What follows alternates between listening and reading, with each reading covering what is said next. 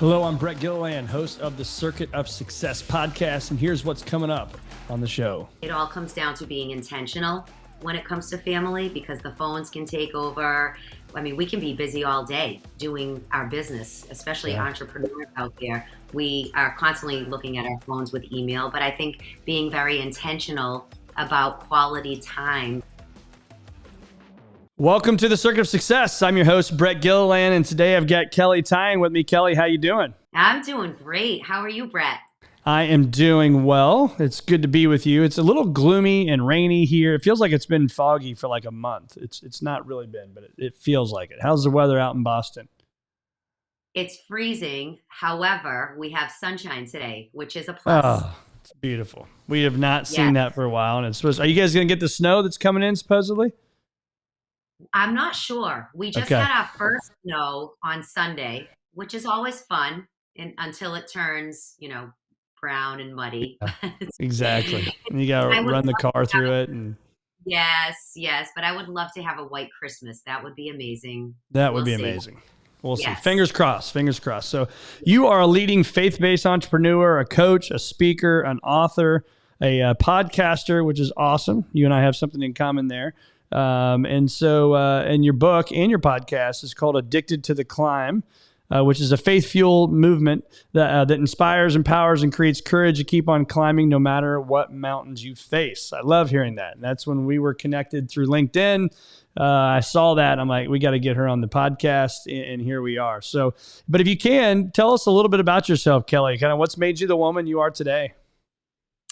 Well, thank you so much for having me again. And what makes me the woman I am today is just everything that I've been through in life. I'm a breast cancer survivor. I've been through grief. I lost my mom. I was an only child. My dad had a rare blood cancer. So all the trials and hardships I've been through made me realize I am on the climb. I'm not going backwards. I want to keep moving forward. And how can I help others and take them along with me? If I can get through these things, you certainly can too. I'm no different than you. And so that's what really my messaging is all about. And that's really the woman I am today. It's really through everything we go through is, I say at first it might have broke me, but then it built me. Yeah. If you believe that. And so I believe that, and I want to keep climbing no matter what I face. There's no giving up. Yeah. How old were you when your mom passed? She passed 5 years ago, so I'm not telling you how old I was. Okay. That's a trick question, right? I was thinking maybe even as a child, which my gosh, as an only child and losing your mom early is never easy, but losing them early would be tough too. So breast cancer survivor. So a little side note, my wife and I started a foundation for cancer in 2007. So we're going back a ways now. And it was started because of breast cancer, actually. My wife's mom, grandma, and two of her aunts were all diagnosed with breast cancer within like a 7-month period. And so we started this charity, and it's been amazing ever since 2007. The people, the community that come out and support it. And then you fast forward 6 weeks after we started our foundation, my dad had cancer. He's gotten it a second time. Her dad's got cancer. Now we have aunts, uncles, friends, loved ones. It's just, anytime I speak about cancer, I'll ask them, everybody in the room to stand up that's been impacted by this disease. And, the whole room stands up, right? Whether it's yourself or a loved one, it's incredible. It does not discriminate. Cancer sucks. And so awesome. Hats off to you for being a breast cancer survivor. We love that. And it's a whole nother podcast that we can have on that, I'm sure. But we'll leave that for another day. So if you can, I like to start with just kind of habits. You coach men and women, but mostly women, I think, all over the world probably. And you're seeing some things that need to go on in the crazy world that we live in today. But what do you see are those 2 or 3 no-miss items that people really need to be focusing on every single day to live their best life? Well, the number one thing I think to live their best life is people need to always have a vision and a future look into what they want. If there's no vision, then they cannot be successful, no matter what. We can plan and have goals, but I believe in really believing and seeing ourselves as the success that we want to be, or whatever it is we're trying to achieve. I think it all comes down to having a vision. And that's where it starts. Because I know for me, I knew I wanted, I saw myself speaking on stages. I saw myself constantly having the vision of mentoring women, coaching women. And I focused on that all the time, every single day. I woke up, I thought about it. It was always on my mind, and that's what I worked towards. And I think that's how you can make things happen for yourself. Yeah. When I know we talked about, you said, or I said, faith-based entrepreneur, coach, speaker, all that stuff. But, faith-based, let's go there. The Bible even talks about, right? Without a vision, people perish. And our Exactly. firm's name is called Visionary Wealth Advisors, and what the future could and will be like. Because I agree. I mean, I think without that vision, without the end in mind, who knows where we're going? And on the, no pun intended with the rainy day out there, but, when it rains in our personal lives or our professional lives, that vision for me over the last 2 decades has kept me going on what I'm trying to build, and I'm constantly working on that. So when you hear that, let's dive deeper into that, into vision.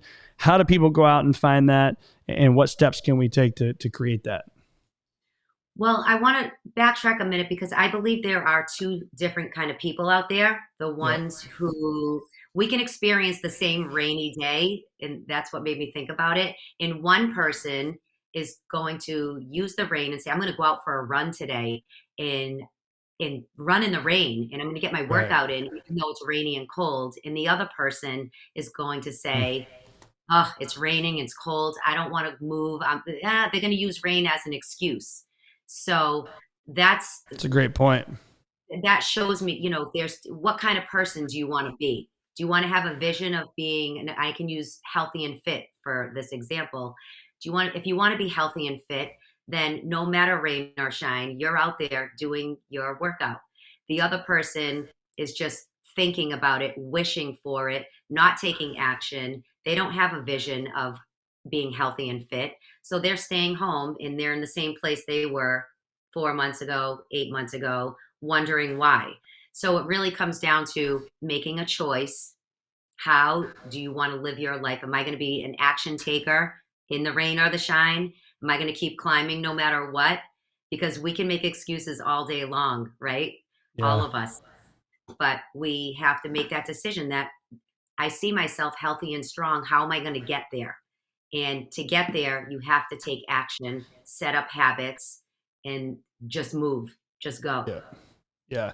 And I think it's good, especially this time of the year. I mean, when this podcast airs, it'll be probably the end of December, beginning of January. And I think about, it's always a great time to reflect on the year, what we've just learned from our past.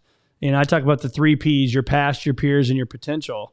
And so let's talk about the past. What did we just learn from 2022, right? How have we come out of this pandemic? How did we come out of a year with good economy, bad economy, depending on what type of business you're in? But let's look forward. And I think, one question I would ask myself with a journal and an ink pen, if I'm somebody listening to this and struggles with this type of stuff, is what does success mean to me? Right? What Mhm. does success mean to me? And I don't mean financial success. I just mean success, period. And so when I ask that to the people listening, I'll ask it to you as well. What does success mean to you? I love that question because I take the finances right out of it Yep. always. Because success to me is really about, am I fulfilled? Am I doing what I'm passionate about doing? Am I serving other people? Am I making an impact somewhere? Whether you might not be a speaker or a leader, but yes, you're a leader in your family. Are you leading the right way? Are you Right. feeling fulfilled in your life? So I think that's really sums up what success is to me, living an abundant life. And you mentioned I am faithful. So is my faith on point? Am I not wavering in my faith? And that to me is how I feel successful every single day. Yeah. So if we could, I'm going to go through my F to the fifth power, if that's okay. And I think you're going to connect with these. That's why I want to spend some time on it. So Okay. anytime, and you and I, busy people, you get asked to do things, and I filter it through these 5 buckets. If I'm saying yes or if I'm saying no, does it move the needle in this part of my life? And so F to the fifth power, first one is faith. So how does that play out for you in the business world, but also personally? I should have looked at this. I apologize. Oh yeah, you're a mother of 2 children. You're married. And so how does that play out for you in your business life, in your personal life? How's faith play in that? Oh, faith is the foundation of everything in my whole entire world. I just have a really strong faith in my, let's take my family life. You have to have faith, or else, Yeah. for me, you crumble. You let worry, fear, anxiety. I mean, I guess you can say in both your business and in your family life. If we let fear overtake us, we're not gonna the needle's not gonna move. We're gonna be Right. stuck because we're too fearful to take that next step. So that's where faith comes in. And when you lean into your faith, if you have faith that is small as a mustard seed, it can move mountains. You just have to truly believe that. And having faith in yourself, it's easy to say, but it's back to that vision. If if you feel you're meant for more, you have to believe you're meant for more. Take the action that goes along with the path you want to be on, and just keep going in faith that you will accomplish what you said you would do if you keep moving forward. So faith to me is wraps up. That's how I wake up in faith. I try not to of course I have fear. Of course I have teenage kids. So sometimes, you're anxious about your kids driving and all that other Yeah. stuff, the worry, what they're doing. I mean, but you can let that take you down in a minute. Yeah. And it's a choice at the end of the day to choose faith over fear in everything we're doing. Yeah. Yeah. You're right. How old are the kiddos? I have a 23-year-old and a 16-year-old, and I need a Okay. lot of faith with those kids. I'm with you. I've got a 17, 15, 12, and 8. And, it's funny because now I'm the old parent. Like when I'm hanging around the 8-year-old families, at school or whatever it may be, I'm like, oh man, I'm that guy, right? They all look like little kids. And it's awesome to see that not the kids, but the parents look like kids. It But is. it is. I always tell them big kids, big problems, little kids, little problems. And it is Oh, crazy, isn't it? And you think it is. about those things, it's Yes. scary. I was just I did a podcast the other day. We were just talking about that. And I said, between the ages of maybe 15 and 17, the driver's license. I mean, you can be up all night with Yeah. fear and worry. Yeah. If you have children under 10, they're home sleeping. They're still listening to you. They're still pretty much following your household's Right. rules. But yes, hang on to those years because it Yeah. does change, which every stage is so much fun with children. But having a strong faith that they will be okay, it is all we can do. Yeah. Yeah. That 5-year-old fear is that they're going to choke on the Lego or something, right? Exactly. And then it's, what time are they coming home? Are they driving? It's cloudy or it's dark out, all that stuff. But so it's Right. faith, we hit that box. That's great. I love that. I think it's what I hear. It's a huge part of your life. And I'm assuming you're reading, whether it's in the Bible, you're reading books, it's daily prayer. I mean, all those things are happening for you every day, right? Okay, so what about family? So now how do we, again, in this busy schedule of life, we want to run a business, we want to be an entrepreneur, a teacher, a lawyer, whatever it may be, we want to be successful, but how do we also then focus on family? It all comes down to being intentional when it comes to family, because the phones can take over. I mean, we can be busy all day doing our business, especially Yeah. entrepreneurs out there. We are constantly looking at our phones with email, but I think being very intentional about quality time, whether it's, I feel as parents, they put a lot of stress if they're not spending an hour. I say, take the stress off, spend 10 minutes of quality time with your spouse or your children, maybe more with your spouse. But in a day we're all very busy. Our children are very busy. But I think it's quality time, and being intentional about that time can really just bring the happiness. You can go to bed feeling better at the end of the day if you are intentional about doing that. Because the day can get away from you and you're like, I didn't even talk to my kid today, Yeah. right? That's right. I'm just writing that stuff down here. Sorry. So I think too, on the family side, for me, I do an exercise every quarter of, I look back at you grab your phone here and you look at all the pictures that you've taken over the last 90 days. And I go through and I write down all the moments that I just shared with my family, right? Whether it's just my wife or my wife and kids, just a kid, whatever it may be, I literally write them down in a journal every month. And then I plan the next 90 days or what are those things that we're going to go do, right? So it may be as simple as what concerts are coming to St. Louis this quarter, right? Or whatever it is that you want to go do. But to your point, I'm just piggybacking on what you said, is be intentional. I had a business leader tell me yesterday, as we're coaching him through the end of the year and into next year, he said, next year is the year of self-care. And he goes, I've got to make my family a bigger priority. He's a great family guy, but he's like, I got to make it a bigger priority, bigger things as kids get older, right? And so that's just one exercise that I think is good. What is it that you may do for intentional stuff to make sure the family's a focus? The same thing. We are so intentional about taking a family, a couple family trips because my daughter doesn't live in the house. She's out living in the city. Yeah. So we have to be very intentional planning. When can the four of us take a weekend or a night? I like to get out of the house, Yep. take them out to dinner, go to a hotel, take them to Florida, wherever we go. And that's at the top of my priority list Yeah. every quarter, to be with my I family love it. as a four of us. Yes. Where's the spot in Florida? You got a go-to spot or you switch it We around? do. We do because my dad is there. He's in Okay. Delray. Okay. So Fort Lauderdale, Delray, Yeah, we sure. usually go. Awesome. We have an office in Palm Beach Gardens, so not too far from there. Oh, and Yeah. my cousin's in Palm Beach, so I'm Oh, there okay. all. Hmm. Awesome. I love it. So faith, family. Now we talk about fitness. How does that play out in your life? Okay, so coming from a fitness background, I've been a coach in fitness and health since 2008. It is another top priority for me. I work out every single day. I try to be the example in my own family for health, and it is a priority for my husband and my son and my daughter. So Yeah. fitness is at the top of the list. Those are the three. Family, I mean, well, faith for me is first, family, and my health and fitness, because without our health, we have nothing. Yeah. So we focus a lot on health and fitness and Yeah. working out. Yeah, even as a family, sometimes we go to the gym all together, which is so nice.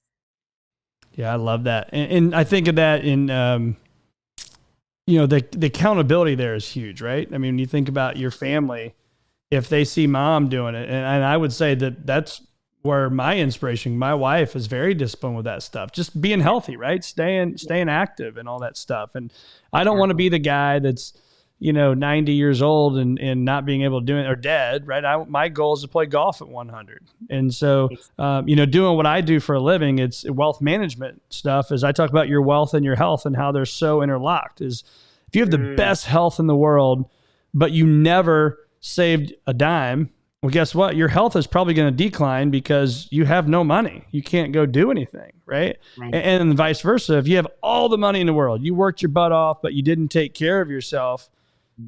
guess what? Your money's going to go away because it's going to be paying for the doctor bills, right? Or you're going to be dead. So those two things, in my opinion, go hand in hand. And so how much time should we be spending knowing what for us, 40-year-olds, 50-year-olds that listen to this stuff, and maybe even the 30-year-olds that need to start to worry about this stuff, cardio versus strength versus mobility? Well, this is what I say. You have to first find something you love to do. If you don't like boot camps, then it's going to be agonizing to go to a boot camp class. You have to Yep. find what you like to do. Movement is the key. Whether you're going for a walk outside, whether you take 20 minutes and just move your body in front of the TV. I know a lot of people stress out about trying to fit in a work. Oh, I don't have time. I can't go to the gym. Oh, I'm too intimidated. You can do something at home. Like I said in the Yeah. beginning, there's always an excuse that can be made for any of it. But I say find something that lights you up, whether it is going for a walk your dog, just do something for at least 20 minutes, 3 to 5 times a week. So you're moving your body, because most of us are sitting 90% of the time. Right. And without movement, like you said, our joints, we have to take care of. We're going to be. You don't want to wake up with stiff knees when you're 45, and that comes down to Now, you wait a know. second. How do you know? I'm 45 with stiff knees, dang it. How do you know that? Well, because I've been working with people for years, and I see it, and they don't want to move, and it's very important. Like you said, our health is our wealth. because Yeah. without it, we can have all the money in the world. That doesn't matter when you're sick at home because you didn't take care of yourself. That's right. So it needs to be priority in movement, and you don't have to do crazy classes. It's just moving. Yep. Great feedback. So fun. So the fourth F is fun. I mean, you got to schedule fun, in my opinion, right? And not only just schedule it, but have fun, man. There's so much bad crap going on in this world. My business partner Tim Hammond and I talk about all the Yes. time is just have fun. Just have some joy at work. Laugh. And I think so many times if we don't have that in our culture, be the person in that culture that can bring the fun. So thoughts, feedback on that. I love this. So my husband is the fun in the family. he's he, he's he loves planning things, and I'm pretty content being home. So I have to give him props and credit for always scheduling fun. We Yes. actually were going to see Kevin Hart this weekend, Oh, and he nice. schedules the fun. I am not in any lack for fun over here at all because I have to say it's my husband. If it That's wasn't for him, great. he schedules vacations and let's go do this, Kelly, and which I'm so appreciative. I Yeah. really am. Because you're right. I would probably not schedule as much fun if he didn't push me. So Yeah. I really think it's truly important. It changes our dynamic in our family. It changes the relationship when you schedule fun. You go back to being silly, just what you said. You can't be serious all the time. Life Yeah. is not supposed to be serious all the time. Yeah. Well, as you know, having a 23-year-old, I notice is it seems like it just goes like that. That the Yes. fun for me is also I could also call it the experiences, right? That they go so fast. I just want to enjoy as much as I possibly can. I was blessed. My parents did that with me. I have a lot of great experiences that I was able to do as a kid. I want to keep that going right into my children, and so but it goes so fast. So I think again it comes back to the intentional. You mentioned it earlier. We got to be intentional with this stuff. So, and it's good to have a Yes. CFO, chief fun officer of your house, your husband, right? So, I have that for sure. and then the last one I call it firm, but because that's what we have as a firm, but it could be work. But that's my fifth F is firm. How do we get dialed in now? Kind of what you do is helping people through your coaching business. What are the things that we need to be doing on the quote unquote rainy days, since we keep talking about that? What are the things at work we need to be doing on maybe days you don't want to do it? Well, it all comes down to we already talked about being intentional for what your goals are, but it's really I used to people would say to me, Kelly, how are you so motivated? And I really had to let go of trying to find my motivation, and I started relying on my routine and my habits that are in place. Yeah. So I think it's setting up your habits. What what, and we're all different. My habits in the morning, I had to start setting up a morning routine because used to start my day in chaos and running out the door, and it wasn't serving me. I was just too Yeah. flustered. So I was intentional about setting my morning routine, which is reading my Bible, being quiet, letting keeping the noise out so I can hear my own thoughts, be in some prayer. But I think it's really about setting yourself up for success that way and setting up habits, putting habits in place. And that's really how you'll find your motivation in life. Yeah. Don't you agree? I do agree, and I think it's setting up your priorities, and I'll talk about Focus 90 here in a minute. But do you find that you do that at the same time every day? Do you beat yourself up over this morning routine? Is it get up and do things before the kids get up? Like what's that chaotic life that we all live? What's that like for you? I don't beat myself up, but I have pretty much three non-negotiables in my life. And those are wake up with prayer, my quiet time, my fitness, my faith, and of course my work. Maybe there's four. But Yeah. that's really what it comes down to is not putting pressure on myself if I don't get it in first thing in the morning, which I like to start my day with quiet time. Sometimes it doesn't work that way. So I don't beat myself up, but I make sure I do get it in at some Yeah. point in the day because it makes me feel successful when I do that. I feel happy. I get my happiness and fulfillment from that, from my fitness, from my workouts, from my morning time. And so those are non negotiables for me. Yeah. And Would you say it gets easier? We just talked about big kids, big problems, little kids, little problems. But what I've experienced as my youngest is now 8 is, can have the alarm set and get up on his own and do the brushing his teeth and get dressed and make his bed, all the things, right? I'm thinking about that mom or dad right now that's listening to this and they're like, dude, you guys don't understand, man. My kids are, 1, 3, 5, and whatever, right? 1, 3, and 5. And I'm brutally tired in the morning. It's, getting up in the middle of the night. It's like, and you guys sit here and talk about this morning routine, right? Well, that sounds fine and dandy, but some people just quite frankly aren't in that spot that they can do that right now. So what's that like? What advice would you have for that mom or that dad that's 33 years old, right? And dealing with the stuff that we dealt with years ago? Oh man, do I remember those days? And then, first of all, I'm praying for you right now. But no, Exactly. I just think having you have to schedule time for some kind of rest, which I define rest as release every single thing. We all have pressures, we all have stress. The kids, Mm. you have a 3, a 5, and a 7-year-old. We're tired parents. But if you are not intentional, how many times are we going to say that about scheduling 5 minutes of rest? Go up into your bedroom, shut the door. Everybody can find a way to just alleviate some of that pressure in the day. But again, it all comes down to a choice. You can run yourself ragged day after day after day, but if you're not the one scheduling that rest, saying to your spouse or your kids even, I need a minute. I just need a few minutes to myself. Then you're not going to have the minutes. So you have to ask for it, right? You have to make sure your family knows I need some time. I have to schedule that in, and I'm going to be intentional about it because it's good for my health. We can't run on fumes constantly. We have to schedule that rest time. It's very important. Yeah. I could, you actually made me write something down that I've never really thought about, but for me, I call it Focus 90. So it's 90 days. So I have a goal, right? My goals are written in my journal right here that I've created. This is the Future Greater Than Your Past journal.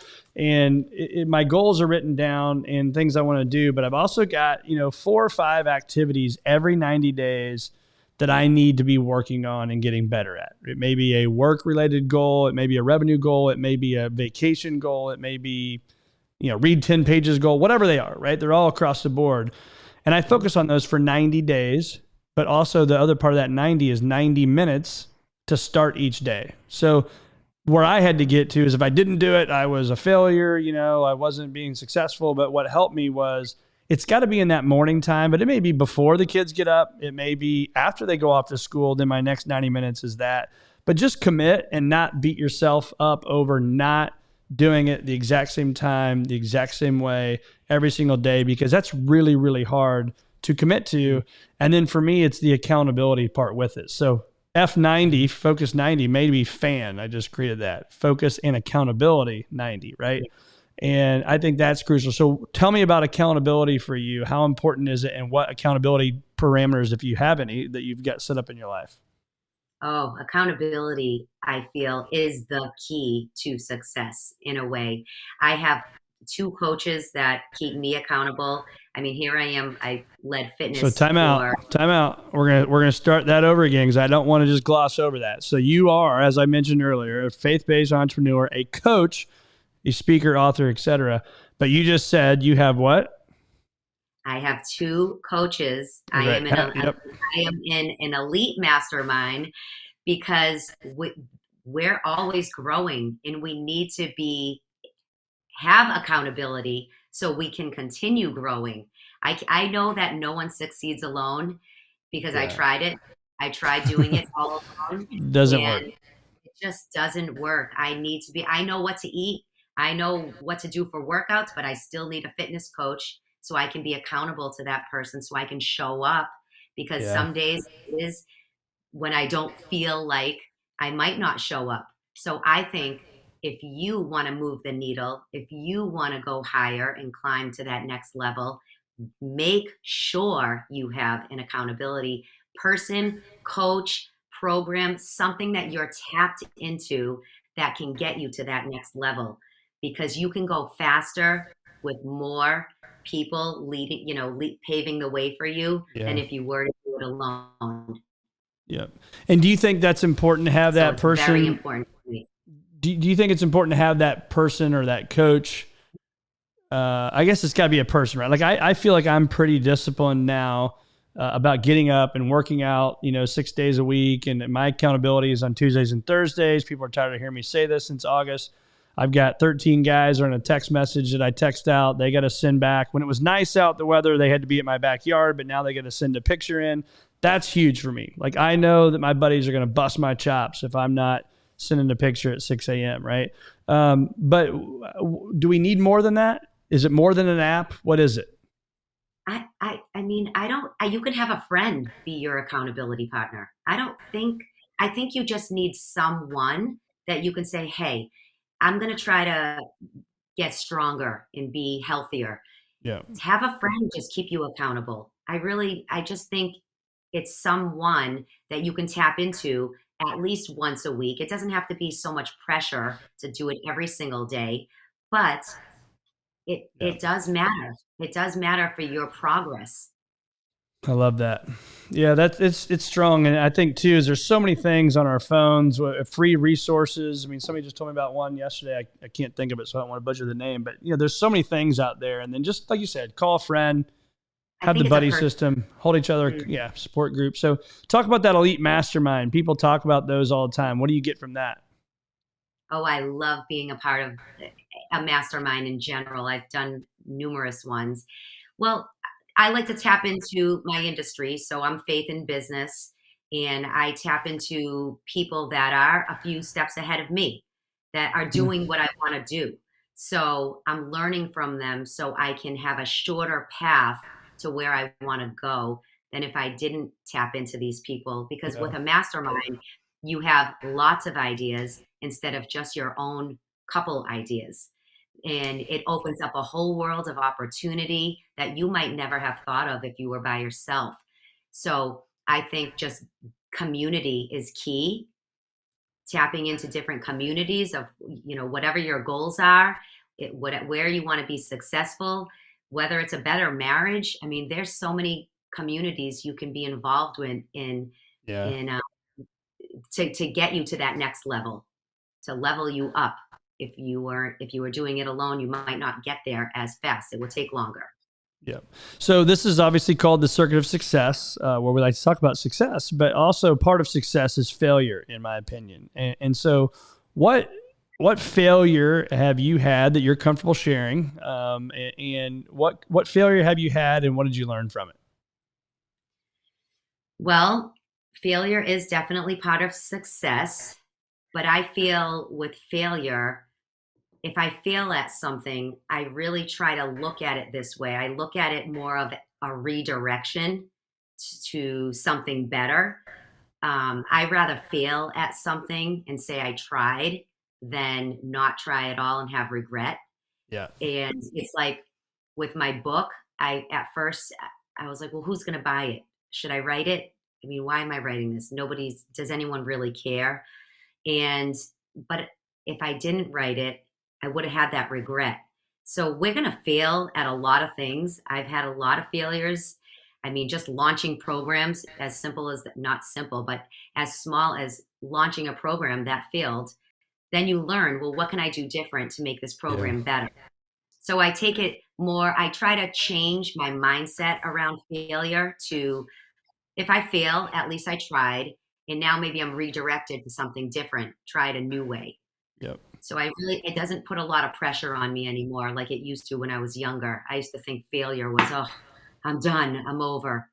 But now it's more of an excitement to me. If I fail, okay, I can work on this. Yeah. I'm betting on myself that I can make it better the next time. Well, it's a huge price, like right to not a price to pay, but a price to receive. I guess a value add is it's not a failure; it's a learning. That's the way I position it. Is all the times I failed in my life. If I don't learn something, then it's truly a failure, right? If I just keep running my head against the wall, well, then now you're just an idiot and you're failing. But if you learn something from it, oh, I got to go around the wall. Okay, great. And so that's a big. Have you seen the show Limitless on Disney Plus? I think it's Chris Hemsworth is his name. It is phenomenal, and it's about I say it's phenomenal. I've seen one episode, so it's not a fair statement, but I think it's going to be phenomenal. And the people that told me about it, I highly respect their opinion, and they said I got to watch it. But he talks about that positive mental attitude, how it changed his heart rate, his breathing, all that stuff when he was in high stress situations, as an actor and all these different things. So it's just something I was going to recommend. Check out. If you could go back and give, Kelley, Tyan advice at 25 years old, what advice would you give a 25-year-old Kelley? Probably just what we're talking about. Just not look back. You will make mistakes. You will fail, but don't stay there. Keep your eye on the prize ahead. Don't compare yourself to other people, which I think when I was very young, I was always comparing, and why is she better? Why does she have more? Focus on you and your strengths and what you can bring to this world, and you will succeed. Love it. Who's the most inspirational, I can't even speak, but who's the most influential person in your life? And what lesson have you learned from that person? It was definitely my mom. She just was inspirational in every single way, shape, and form. She taught me just excellence in being more of a servant leader. My mom was very much all about making an impact in people's lives. And I truly cherish that because I saw the way she never worried about, a money exchange. It was all about just hearing people, hearing and listening and serving. And so that's, to me, that's everything to me. Awesome. So I was going to ask if you had to write a book, but a lot of my guests have written books, which is amazing. So the question I normally ask, if you had to write a book tomorrow, what would you call it and why? But you already done that. So you wrote the book, Addicted to the Climb. You explained a little bit about it earlier, but talk to me more about, one, the title, why you did it, and what do you hope the readers get from it? So Addicted to the Climb is really just empowering people to just keep on climbing, with faith as the foundation, believing that you can.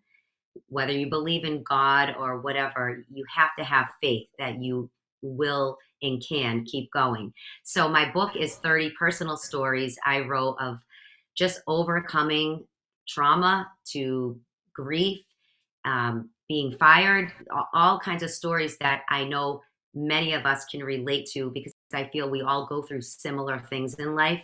Yeah. But it's the way we respond to those situations. So my book gives examples, prayers, quotes, and just personal stories. If I can get through these things, you certainly can. I don't have anything different than any of us. So I believe that we all have the power inside us, as long as we keep our eye on the prize and we just keep moving forward. Love it. Last question for you is, I love asking this question, but how many of the fears you've put in your mind over your lifetime have actually blown up to the magnitude you put them in your mind to be? Less than 0.5%. Yeah. None, because right. Funny that you're saying that. I was actually thinking about that this morning. When it comes to fear is such a liar. It's not true. It doesn't even, it's something that we put so much, we're so stressed out and fearful, yet, like you just said, 99.9% of the times, it doesn't even happen. Yeah. So it's a waste of time to worry and have fear unless it's actually happening. I say put your efforts somewhere else, because fear is gripping. But fear, I had a friend write a book, Kick Fear in the Face. And that's what we really need to do physically, like kick it in the face, because it's a liar. Yeah. Well, false evidence is appearing real, right? That's what it stands for. And it's funny because I asked that question because for me early on, that was, especially starting a company and all those things, you have all these fears, right? And it's like you can lay in bed at night and like, my God, they do appear real, even though they're not. But it's funny, you're my 317th interview, and I've probably asked that question 295 times, right? And it's one of those, I wish I had all 295 responses on video I could show on a highlight reel, just one after another, because what you did, you laughed, right? You kind of went away from the mic a little bit. It's what we all do, because it hits home. And for those people listening to this right now, you have a fear in your mind, and that fear is lying to you, like you said. And it's, how do we get that thing knocked off our shoulder and stop listening to that voice and know that 295 people, or whatever the number is, it's building that belief in me to say, stop doing this, Brett, because that fear I'm putting in my mind never blows up to the magnitude I put it in my mind to be. And if it does, your outcome will be different anyway. Exactly. You have to just have a conversation with yourself that's very strong. Just know that you are an overcomer no matter what. You've already been, I always tell my clients, can you tell me 10 things you've been through right now? Many of them are like, yeah, I can tell you 20. I say, well, think about that right now. You've already been through the hardest of times. Don't let fear grip you. If you got through those things, you will get through whatever else is thrown at you and more. You just have to believe and take fear and, like you said, brush it off your shoulder and move on. So where do our listeners get your book? I'm assuming anywhere. And then where do they get your book? Where do they find more about you and your podcast and everything else? They can find me on LinkedIn, for sure, Instagram, and my book is, Amazon is the best. And my podcast they're both called Addicted to the Climb. Addicted to the Climb. We will put those in the show notes and the notes below. Kelley Tyan, it's been awesome having you on the Circuit of Success. Tons of notes, tons of takeaways. Appreciate your time. Thank you so much. You as well. God bless.